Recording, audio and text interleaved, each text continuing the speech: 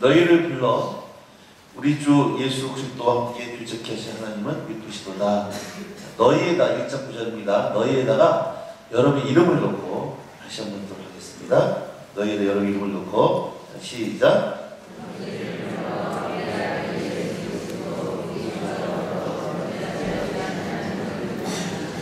하나님이 여러분들 부르셨나요?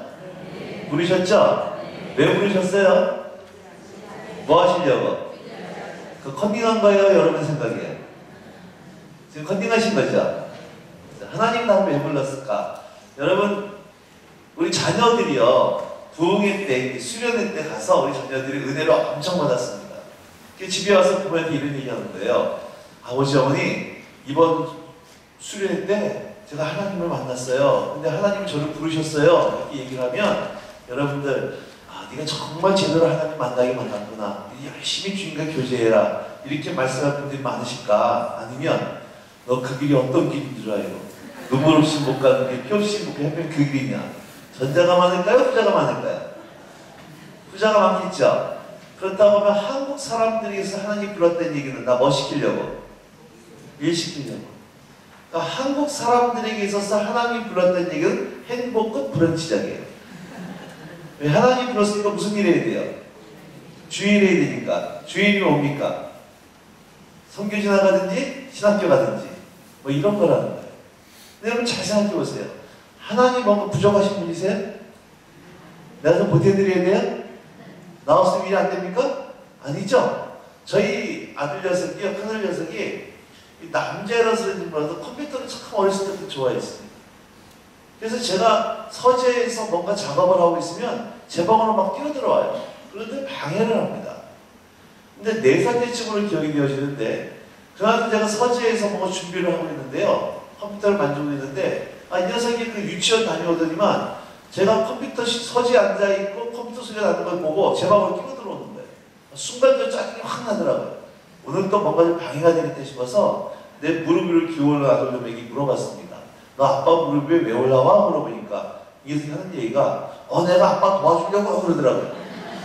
그럼 한번 생각을 해보세요. 4살짜리가 저 설교 준비하는데 도움이 될까요? 안 될까요? 안 되겠죠. 우리가 주제파악도 해보자는 얘기예요. 여러분들이 주를 위해서 한번 헌신해보겠다라고 이 새벽부터 나와서 이렇게 기도하고 또 주의를 하려고 그러는데 정직하게 말해서 여러분들이 하는데 도움이 될까요? 또 자존심 싸움도 얘기는 안 해요. 전라도 광주 가가지고 물어보니까 어떤 분이 그러더라고. 그래서 조금 대봤죠. 뭐 이러는데 여러분 하나님 혼자 하는 게 편해요? 여러분 통해서 하는 게 편해요? 하나님 혼자 하는 게 편합니다. 여러분 통해서 여러분 범사에 삐치고 시험 들어요. 늘 삐치고 항상 삐치고 맨날 삐치고 껍딱하면 삐치고 시험 들고 삐치고 시험 들고 뭐 말을 못해요. 옆에 사람과 얘기해보세요. 어째 지금 네 얘기하는 것 같다. 한번 얘기해보세요. 자, 그런데 하나님 우리를 부르신 이유가 뭐다? 뭐 하려고 그랬다? 교제하려고. 이 교제가 깊어지면 그 다음에 여기서 뭐가 나온다? 사역이 되어진다 그랬어요. 하나님이 우리를 부르신 이유는 일 시키려고 부르신 것이 아니라 뭐 하려고 불렀다? 교제하다. 하나님 돈 필요하고 사람 필요하고 귀찮은 일 우리를 대신시키려고 부르신 것이 아니라 오늘 여기서 예배드린 여러분 한 분 한 분들이 하나님의 관심의 대상이고 하나님의 사랑의 대상인 줄로 믿으시기 바랍니다. 좀 만나자는 거예요. 우리 얘기 좀 하자는 거예요. 사귀자는 거예요. 그래서 부르신 것이죠. 하나님이 저와 여러분을 엠버리 시키려고 부르신 거 아니라는 거예요. 뭔가 뜯어먹으려고 부르신 거 아니라는 겁니다. 우리 없어도 하나님 오히려 더 충분하십니다. 근데 그 하나님이 오늘 이 아침에 저와 여러분들은 당신 자녀 부르신 이유는 여러분 자체, 내 자체가 목적이지 내가 가진 그 무엇인가 목적이어서 부르신 것이 아니라고 합니다. 여러분 남자하고 여자가 만나서 서로 교제하다 보면 서로를 알아갑니다. 알아가다 보면 친밀감이 생겨요. 사랑에 빠집니다. 나중에 둘이 결혼해요. 제가 이제 결혼 생활이 좀 이제 20년밖에 안 됐어요. 이제 20년 되고 이제 애들 3명 낳고 이러다 보니까요. 20년 됐음에도 불구하고 어느 날 일을 마치고 딱 집에 들어갔는데 어떤 날은요. 저희 아이가 저 쳐다보지 않는 때가 있어요. 찬바람이 싹 붑니다. 눈도 안 마주쳐요. 그럼 감이 딱 오죠. 아, 오늘 뭔가 꼬이셨구나. 몸 조심하자. 꼬리 내리고 스며들기 시작해요. 아내가 뭐 때문에 화났고 뭐 때문에 마음에 상했는지 얘기하지 않아도 대충 분위기만 보고 눈빛만 봐도 대충 감이 오더라는 거예요. 저만 그래요? 여러분도 그래요? 여러분도 그렇죠? 우리 부부는 안 그런데요? 그러면은요, 부흥이가 문제가 아니라 빨리 지금 부부치기 학교 가셔야 돼요. 그럴 수가 없어요. 남자와 여자가 함께 만나 밥도 먹고 애도 나보고 싸워도 보고 오랜 세월을 같이 하다 보면 연애할 때만큼 많은 얘기하지 않아도요, 그냥 뒷모습만 보고 눈빛만 봐도 대충 그 사람이 마음이 뭔지를 알 수 있다는 거예요. 옛날에 그런 유명한 노래 있었잖아요. 눈빛만 봐도 알 수 있잖아. 그런 노래 있었다고. 여러분, 하나님도 그렇게 하고 싶지 않으세요? 꼭 40일을 굶으셔야지만 하나? 꼭 산에 가서 손아프려 뽑아야 돼요? 아니, 그건 나쁘다는 얘기가 아니라 하나님 얼굴만 보고 하나님 눈빛만 봐도 하나님 뭘 좋아하시고 뭘 싫어하는지 알 수 있다는 거예요. 왜 오랜 세월 같이 살던 부부는 자녀들을 몰라도 서로 부부는 비밀을 아는 것처럼 하나님 눈빛만 보고 얼굴만 봐도 아버지의 마음이 어땠는지 아버지의 뜻이 뭔지 알 수 있다는 거예요. 근데 나는 모태신앙이고 30년 예수 믿었고 목사고 장로고 선교사고 받은데도 불구하고 도무지 아버지의 마음이 뭔지 모르겠다. 아버지의 뜻이 뭔지 모르겠다. 이 이야기는 하나님과 뭐가 없었다는 얘기예요. 교제가 없었다는 얘기예요. 여러분 잘 들으세요. 새벽 예배 막 듣고 신학까지 하고 그게 중직이었어도요, 아버지의 마음을 모른다고 하는 것은 그것을 가지고 뭐라고 그러냐? 종교생활이에요. 신앙생활이야. 신앙생활이, 신앙이라는 상당히 관계예요. 신앙이 좋다는 얘기는 관계가 좋다는 얘기예요. 그런데 그토록 많은 시간을 교회에서 지냈음에도 불구하고 아버지의 마음이 뭔지, 아버지의 뜻이 뭔지, 아버지가 눈길을 어디 하는지 모르겠다는 얘기는 하니까 이 관계가 없었다는 얘기예요. 그것을 뭐라고 한다? 종교생활. 안타까운 것은 한국에는 많은 성도들이요, 오늘도 살아계신 하나님과 내가 어떤 이 영적인 친밀한 관계와 교제를 누리는 삶을 사는 것이 아니라 그냥 예배드리고 봉사하고 헌금하면 그것이 신앙생활의 전부인 것처럼 생각한다. 그러니까 오랜 세월 신앙생활을 했음에도 교회 다녔음에도 불구하고 사람이 바뀌지 않아요. 겉모습은 참 세련되어 있어요. 교회에 익숙합니다. 그러나 그 속사람은 세상 사람과 전혀 틀릴 것이 없더라고요. 교회에서는 장로님인데, 교회에서는 권사님인데, 집에서는 자녀들이 보기에, 배우자가 보기에 세상 사람과 틀릴 게 전혀 이런 안타까운 삶의 모습이 되어지더라고요. 여러분, 주님과의 친밀한 교제 속에 주님이 내 안에, 내가 주님 안에 이렇게 되어지면 어떤 일이 벌어지느냐? 아버지, 당신의 마음이 있는 곳에 나의 마음이 있고, 당신의 눈물이 고인 곳에 나의 눈물이 고이기를 원하고, 당신이 바라보는 영혼에게 나의 두 눈이 향하기를 원하고, 당신이 울고 있는 저 어두운 땅을 향해 나의 두 방이 향하길 원합니다. 나의 마음이 아버지의 마음 알아. 내 모든 뜻 아버지의 뜻이 될 수 있기를. 나의 온몸이 아버지의 마음 알아. 내 모든 삶 당신의 삶 되기를. 되어 지금 성교사들이 성교지 나가면서요, 이제 가면 언제 오나, 원통에서 못 살겠네, 내필면 내가 뽑혀가지고 이런 걸 당하니, 이러면 나간 사람 없다. 주님과의 친밀한 삶 속에 주의 은혜가 임하니까, 주님과의 교제가 들어가니까 아버지가 오고 있는 저 어두운 땅을 향해 내 삶이 기꺼이 드리게 되어 지더라고요. 그래서 하나님 우리를 부르신 이유는 뭐 하려고 불렀다? 교제하려고 불렀다. 자, 근데 어제 얘기했습니다. 교제하면서 주님과 뭐 하는 거다? 대화하는 거다. 대화하는 거다. 꼭 기억하셔야 돼요.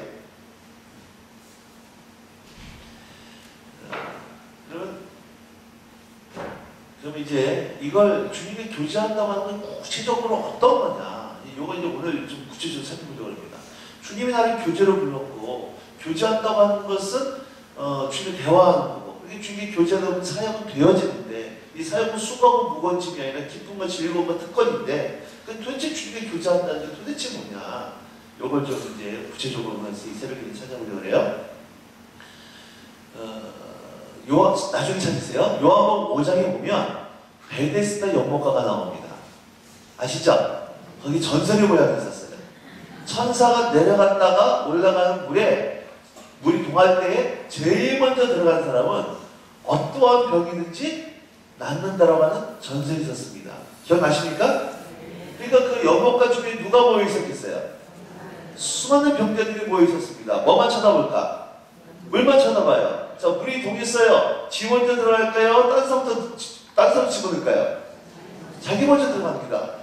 그렇게 의사들도 포기하고 세상에도 포기했던 수많은 병자들이 물만 동하기를, 그 물이 동하면 내가 제일 먼저 들어가서 병이 낫겠다고 하는 이 소망을 가지고 연못가 주변에 모여 있었습니다. 근데 예수님이 그 옆으로 지나가고 있는 거예요. 자, 예수님은 거기 있는 모든 병자를 고친 능력이 있었어요? 없었어요? 있었죠? 그럼 질문하는 겁니다. 자, 질문할게요. 예수님은 거기 있는 모든 병자를 고친 능력이 있었는데 요한복음 5장에 보면 그날은 딱 한 사람, 누구예요? 38년 되면 딱 한 사람만 고친다는 얘기예요. 또 하나, 그날이 무슨 날이었다? 안식이었다는 거예요. 안식일날 병 고치는 거 사람들이 싫어하는 거 알면서도 왜 예수님은 그날이면 그날 고친다는 거예요. 그리고 왜 38년 병자 한 사람이었다는 거예요. 왜 그랬을까요?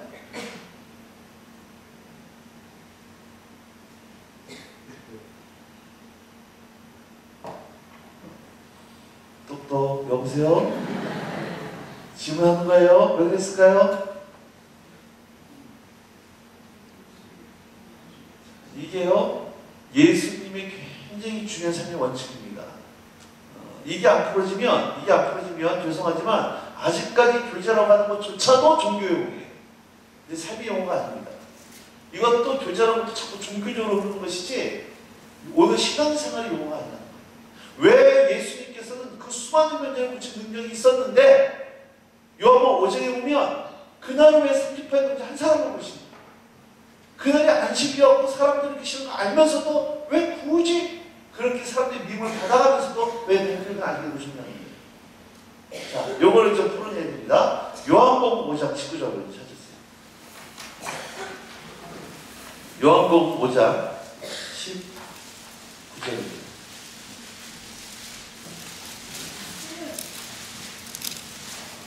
잘 보세요. 한국인이 앞에 나오네요. 자, 5장 19절 시작.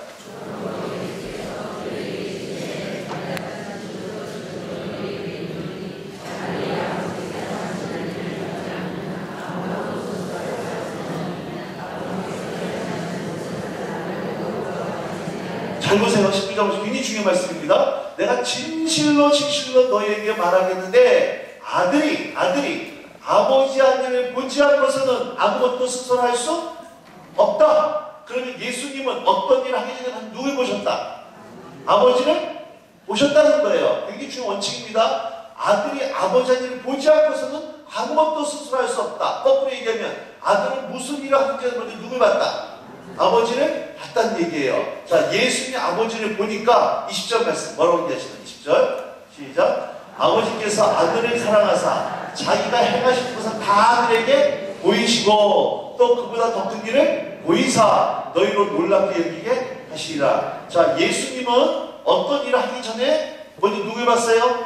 아버지를 보고 아버지는 예수님 아버지를 보니까 아버지께서는 예수님이 하신 일 전부 다 보아셨어요? 보이셨다는 얘기예요. 자, 30절 갔어요. 30절. 5장 30절. 5장 30절입니다. 시작. 내가 아무것도 스스로 할 수 없노라. 듣는 대로 심판하노니 나는 나의 뜻대로 하려 하지 않고 나를 보내신 이의 뜻대로 하려 함으로 내 심판은 의로우니라. 예수님께서요 아무것도 스스로 하지 않는다 그랬어요? 할 수 없다 그랬어요? 할 수 없대요. 예수님 할 수 없다. 그 뭐 하는 대로 심판한다? 듣는 대로 심판하는데 그렇게 하려고 하는 이유는 내 뜻대로 하려는 것이 아니라 나를 보낸 내 아버지의 뜻대로 하려 하기 때문이다.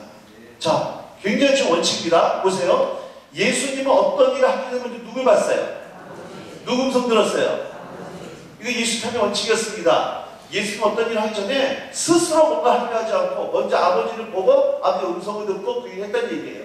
그럼 이 원칙을 가지고 그 앞에 나오는 이 베데스다 연못가 사건에서 연결되는 것이 이 말씀이거든요. 5장 말씀. 그러면 왜 예수님께서는 모든 병들을 고치신 능력이 있었음에도 불구하고 왜 그날은 38명째 한 사람을 고쳤을까? 예수님 먼저 누굴 봤어요? 아버지를 보니까 아버지의 눈이 누굴 향해 있더라? 그 38명 한 사람이 향해 있더라고요. 만약에 하나님께서 예수님 보고 전부 다 고쳐라고 말씀했으면 예수님 어떻게 하셨을까요? 다 고쳤다고. 그날이 무슨 날이었음에도 불구하고 안식이었음에도 불구하고 사람들이 어떻게 생각하느냐가 중요한 것이 아니라 하나님 아버지께서 예수님에게 너 이거 고쳐. 이 사람 고쳐. 예수님 삶의 원칙이었다. 자, 한번 보실까요? 정말 그런가 안 그런가? 요한복음 8장으로 갔어요. 26절입니다. 26절, 28절, 38절 보세요. 요한복음 8장 26절입니다. 자, 시작.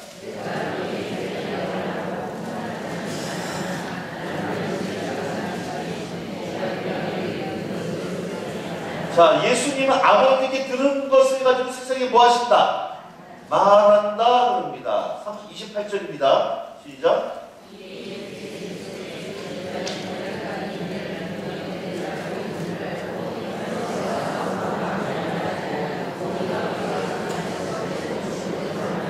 아버지께서 가르치신 대로 뭐 하신다? 말한다. 38절.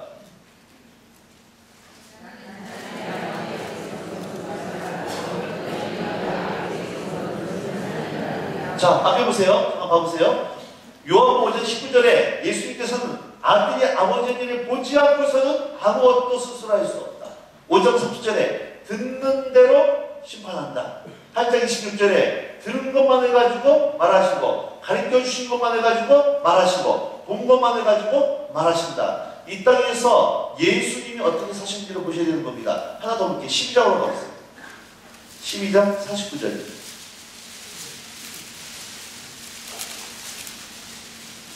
12장 49절 50절 볼 거예요. 자, 49절 먼저 시작.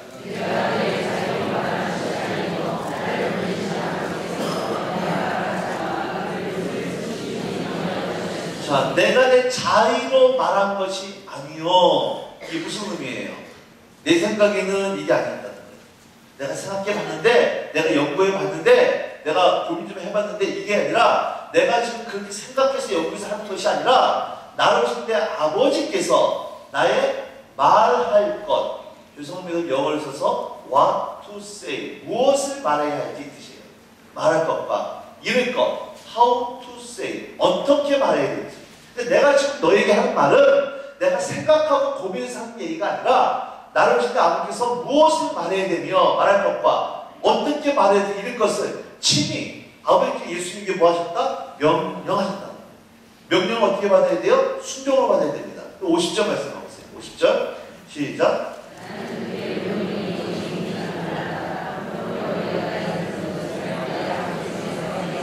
말씀하신 그대로 이것이 예수님의 삶의 원칙이었다. 자, 우리의 모델이시고 우리의 스승이신 예수님이 이 땅에서 사실 때 스스로 아무것도 행하지 않고 철저하게 누구 바라보고 누구 음성 듣고 이것이 예수님 하는 거 뭐 했다는 얘기예요? 교제하고 있다는 거예요. 예수님 이 땅에 철저히 예수님. 그러면 그 예수님의 뒤를 따라가는 우리의 삶도 삶의 원칙은 우리가 어떤 일 하기 때문에 누구 보고 누구 음성 듣고 이게 우리 삶의 원칙이 되야 된다는 얘기예요. 내가 어떤 일을 할 수 있어도 하지 마 그러면 뭐 하는 거예요? 안 하는 거예요. 할 수 없어도 해 그러면 뭐 하는 거예요? 해야 되는 거예요. 그 신호등 찬양 아시죠?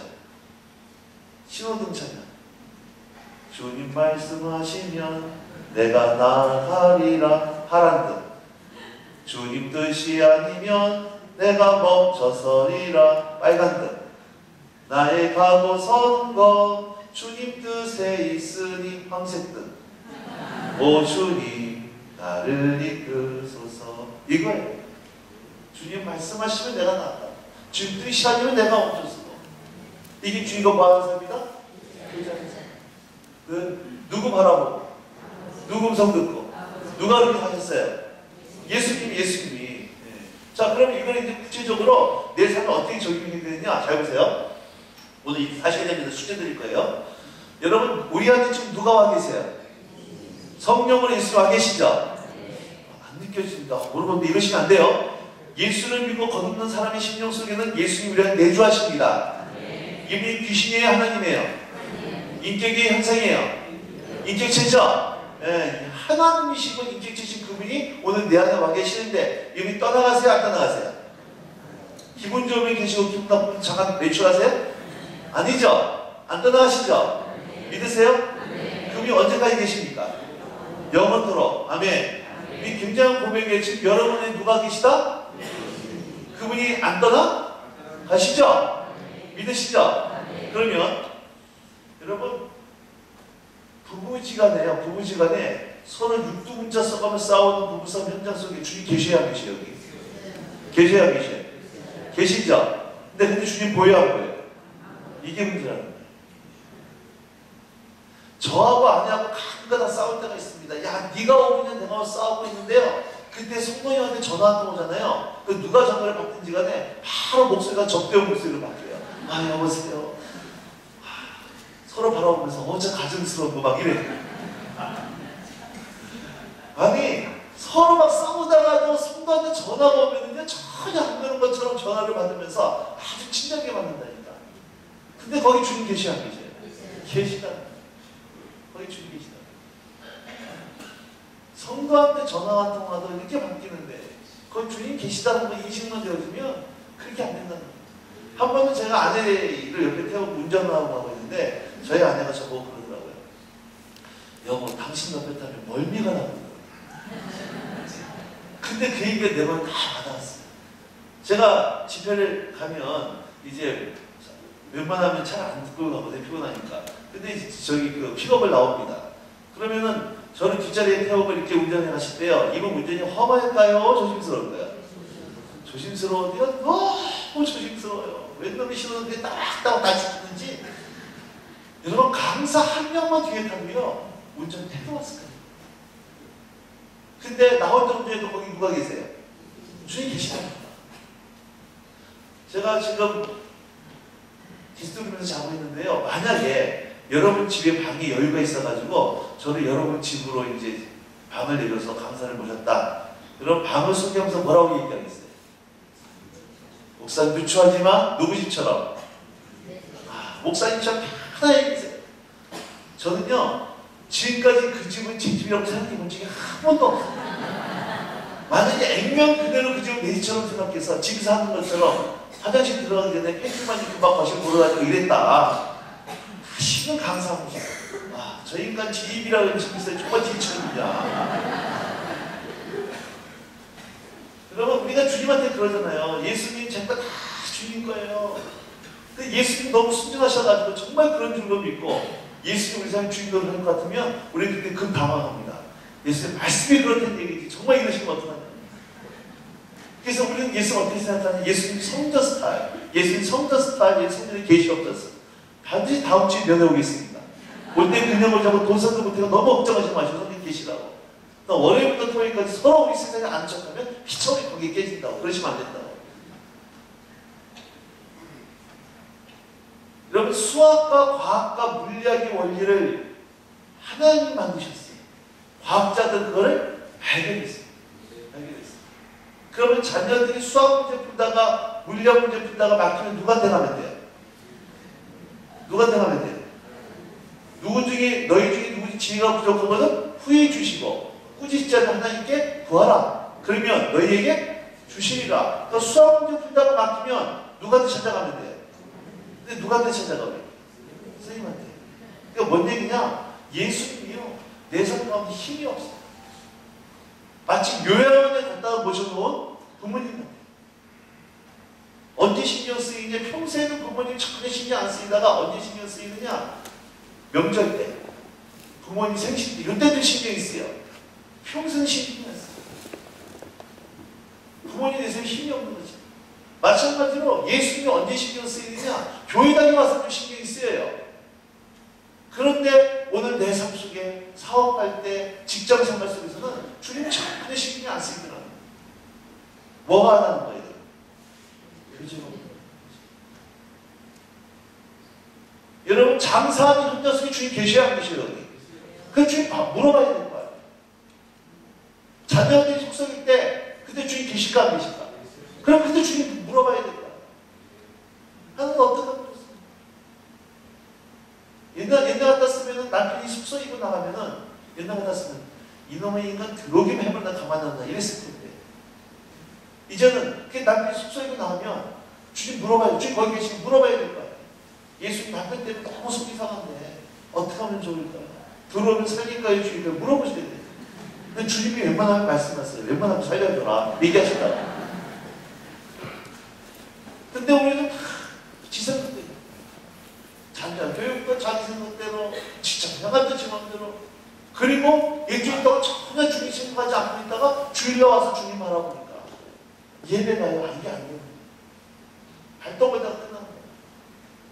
근데 매일같이 일어나면서부터 주님 바라보고 저녁에 주님 바라보고 삼성에 주님 바라보고 동행하며 살다가 이쪽 살았던 삶의 예배를 가지고 열매를 가지고 주일날 예배 드려버렸죠. 여러분 그 예배예요. 하나님의 임재가 없을 수가 없어요. 없을 수가 없어요. 그리고 예배 시간 가운데 일주일 동안 살아왔던 삶의 아픔과 상처를 주님께 내려놓고 주님께 새로운 은혜를 받고 그 힘 가지고 또 세상 속에 나가서 주님과 동행하며 살아갈 때 여러분 교회당과 세상 밖의 삶이 일치가 되어지는 하나 되는 주님과 동행하는 삶을 살아갈 수 있다는 거예요. 자, 오늘 숙제 드리는 겁니다.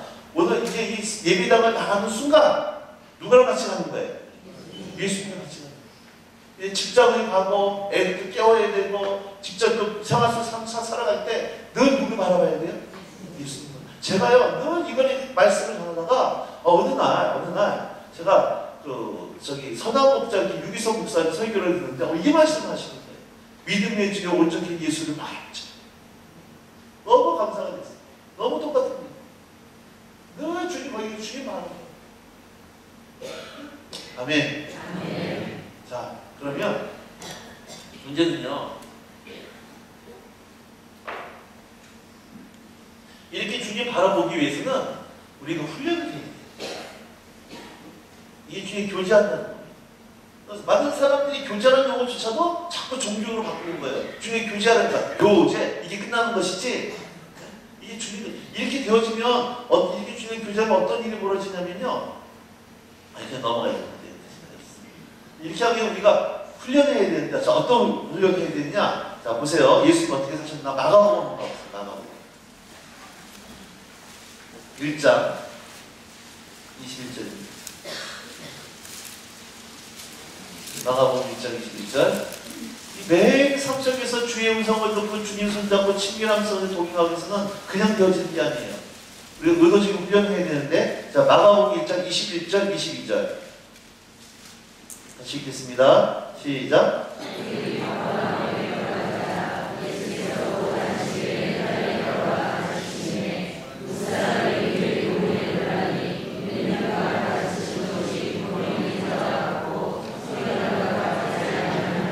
자, 예수님이 주일날, 안식일날 회당에 가서 뭐 하셨느냐? 가르치셨어요. 가르치셨는데 그 가르치심이 권위 있는 가르침이었다 그럽니다. 자, 예수님이 이렇게 가르치실 때 어떤 일이 벌어지느냐? 23절부터 28절까지입니다. 시작.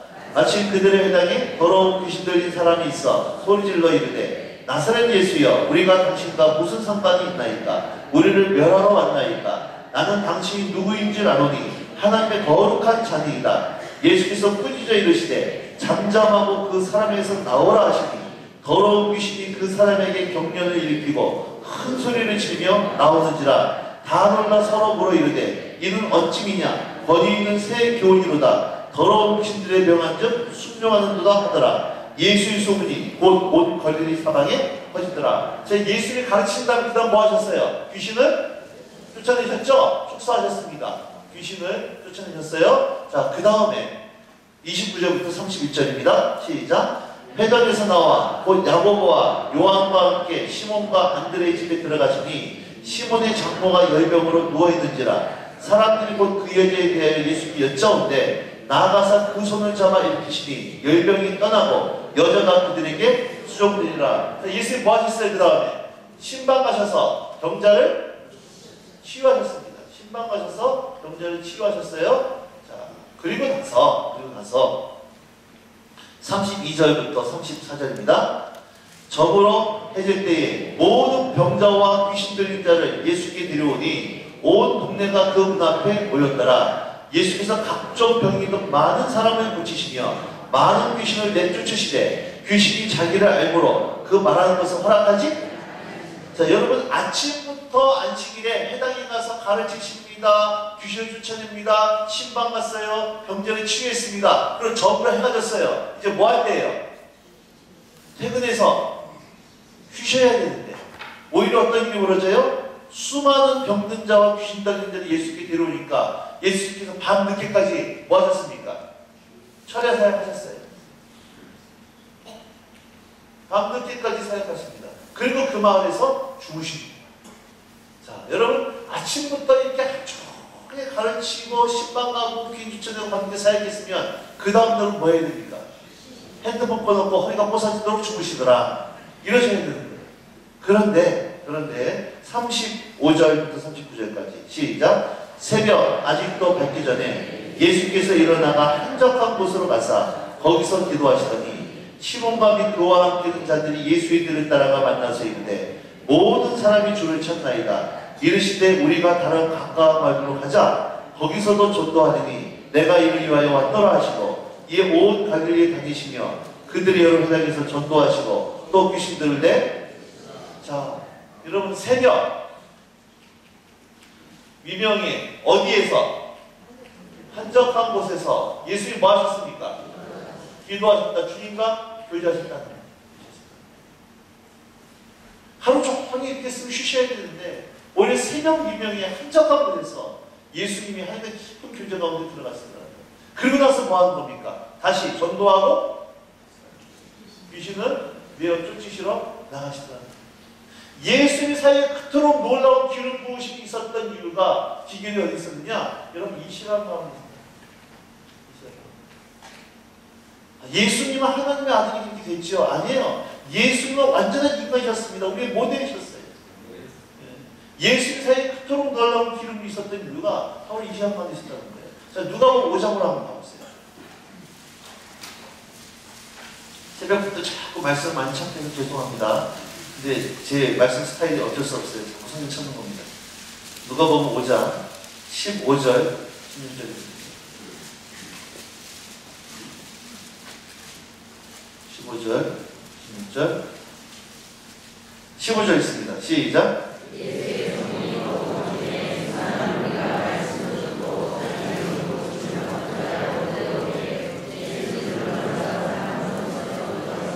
보세요.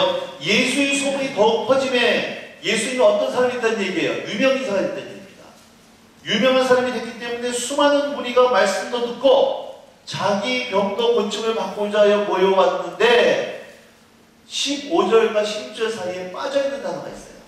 연결시킨 단어가 어떤 단어가 들어야 되느냐? 그러나 예수는 물러가사 한적한 곳에서 기도하십니다. 수많은 사람들이 예수님도 만나고 말씀 듣고 모여왔는데 그러나 예수는 뭐 했느냐? 물러갔다. 이 물러갔다는 단어가요. 우리나라 말로 표현이 안 돼 있지만 예수님이 이 반복적인 습관이었습니다. 무슨 얘기? 이런 거예요. 제가 지금 부흥회하러 왔어요. 말씀하러 왔는데 시간이 제가 안 오는 거예요. 그래가지고 담임 목사님 전 전화를 했습니다. 아니 전 목사님 지금 어디 있어요? 그러니까 제가 하는 얘기가 전 지금 기도원 와 있습니다. 이 얘기하는 거예요. 사람들이 예수님 만나러 모여왔는데 예수님이 그들을 떠나간 거예요. 그건 어쩌다가 아니라 습관적으로. 어디로 떠나갔습니까? 한적한 곳. 이게 골방할 때 당연한 뜻이에요. 한적한 떠나가서 거기서 뭐 하셨어요? 그렇다면 예수님 삶의 우선순위는 사역이 아니었다는 얘기예요. 예수님 삶의 우선순위는 신방이 아니었고 설교가 아니라 예수님 삶의 가장 중요한 우선순위는 하나님 앞에 뭐 하는 거였습니까? 교제하는 거예요. 이게 예수님 삶의 우선순위예요.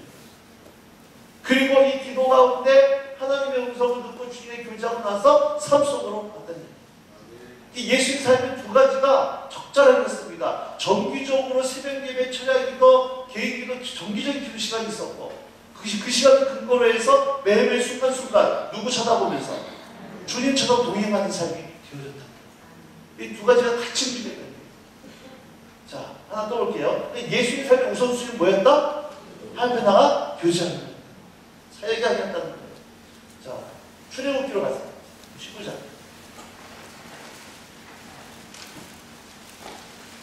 지금 잘 절 따라오고 계시죠?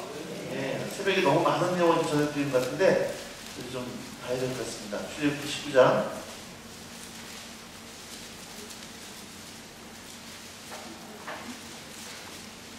10절, 11절, 12절입니다. 출애굽기 19장 10절, 11절, 12절. 시작.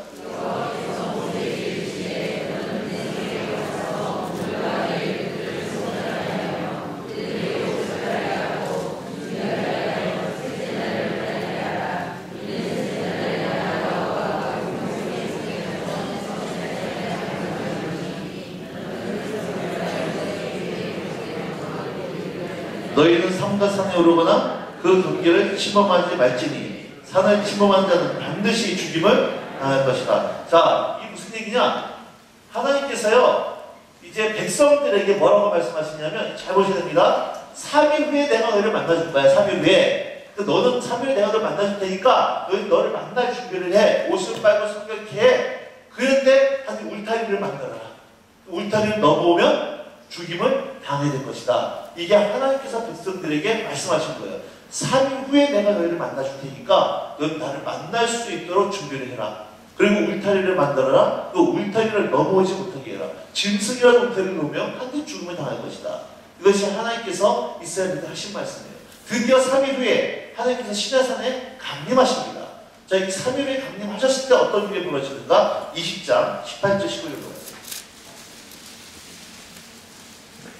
20장 18절 19절 시작.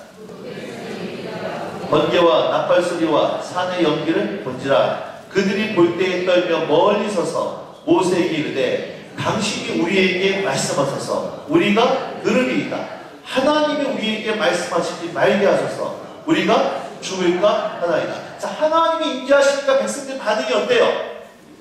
두려워 떨면서 감당이 안 되니까 우리에게 말씀하시지 말게 하소서. 우리가 죽을 것 같습니다. 당신이 대신 듣고 우리에게 말씀해 주셨어. 이게 백성들의 반응이었어요. 근데 이 상황에서요, 하나님이 또 뭐라고 말씀하시느냐? 이렇게 말씀하시는 거예요. 모세와 아론과 나답과 이스라엘 자손 70명은 백성들을 떠나 나는 좀 더 가까이 나와. 이렇게 또 말씀하십니다. 그것이 출애굽기 24장이에요. 24장으로 나오세요. 1절, 2절입니다. 1절, 2절. 시작.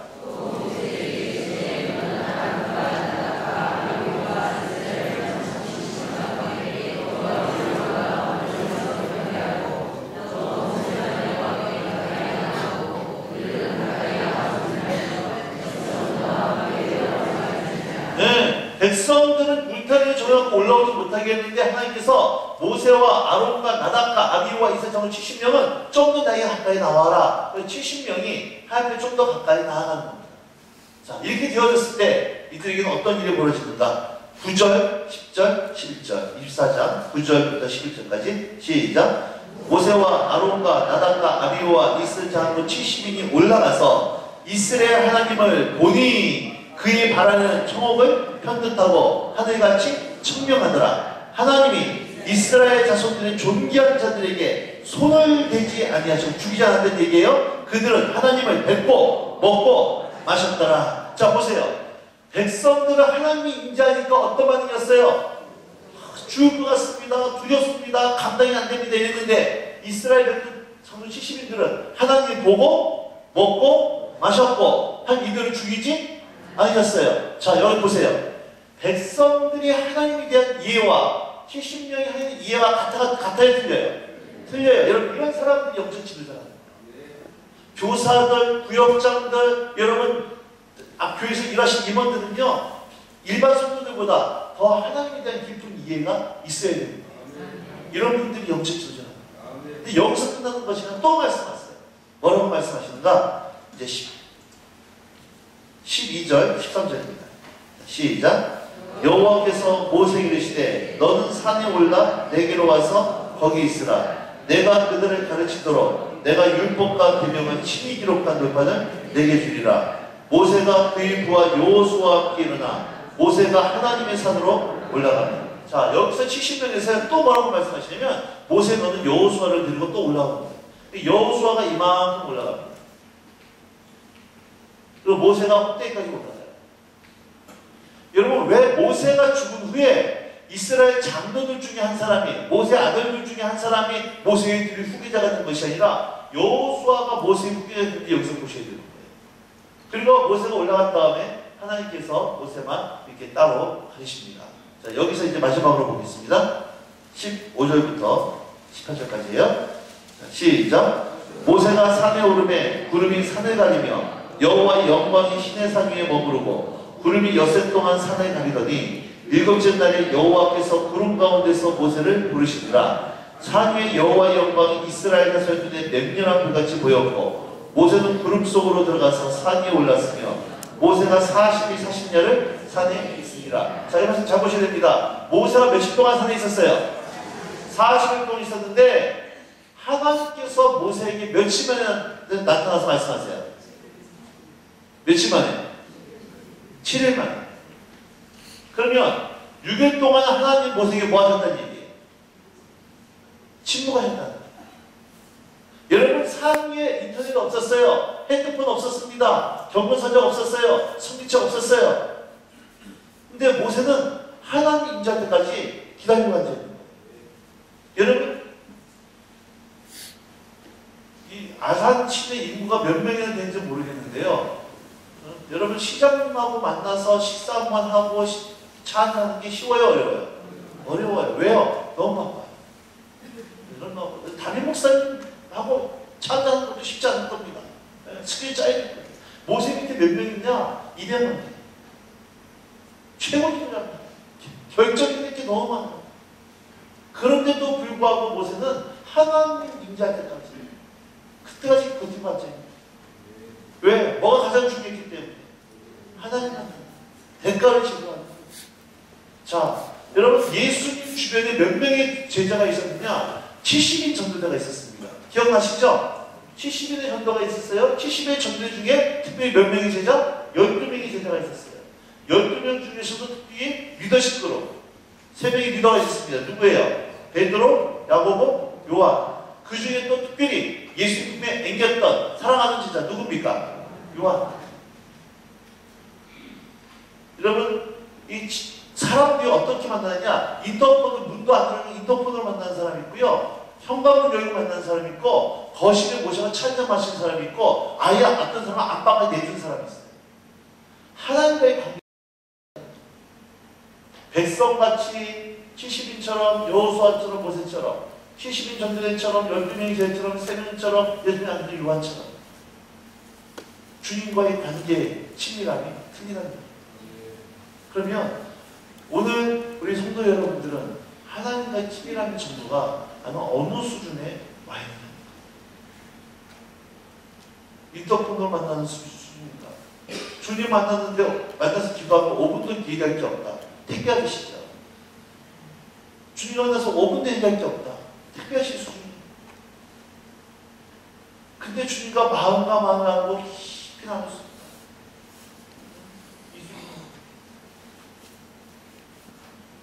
여러분, 이렇게 하기 위해서 대가를 지불해요.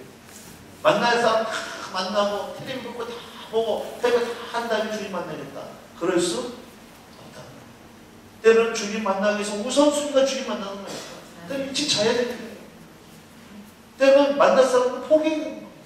왜? 그 시간이 내 삶이 가장 우선순위고. 그러기 위해서는 기꺼이 모세도 하나님 만나기 위해서 6일 동안 버티고 기다렸던 거지만 대가를 지불해야 된다. 여러분, 이 시간들이 쌓여갈 때, 이 시간 속에서 주님 만나 깊이 교제할 때, 그 힘을 가지고 세상 속에서 직장 속에 들어가고 학교 속에 들어가고 여러분 자녀들과 남편과 관계할 때, 그때 주님 바라보면서 주님 어떻게 하면 좋을까요?